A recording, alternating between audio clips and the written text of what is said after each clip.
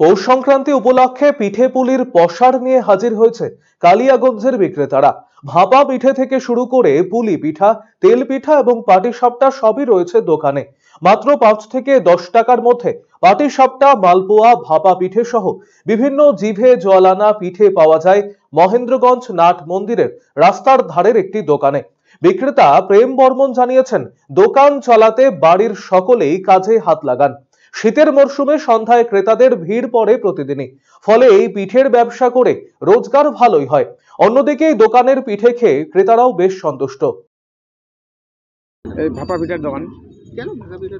তো পৌষ সংক্রান্তি ভাপা পিঠা তো কেউ তো বানায় না। আচ্ছা, আমি এই সিজনটা করি।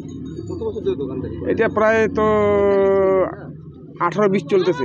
করে আসছে। হ্যাঁ, করে আসতেছে। কি ধরনের পিঠা বানান? এটি পুলি পিঠা, মালপোয়া, পাটিসাপটা, ভাপা পিঠা এগুলাই বানাই। তাও আপনি কত রকম? এইখানে এইটা আইটেম আছে 1টা, 2টা, 3টে, 4টে, 5 রকমের আইটেম। 5 রকম আইটেম। আচ্ছা, কোথায় দোকান দেন? এই মহেন্দ্রগঞ্জ। সন্ধ্যাবেলা করে দেন? সন্ধ্যাবেলা, বিকেলবেলায়। সারাদিন কি করেন? সারাদিন এইগুলো কাজ করি। কেমন চাহিদা? চাহিদা বর্তমান ভালোই। এখন তো সবাই তো ঘরে ঘরে আর বানাতে চায় না। আমি নিয়ে আসি, দোকানটা খায় ভালো। কেন বানাতে চান না কেন?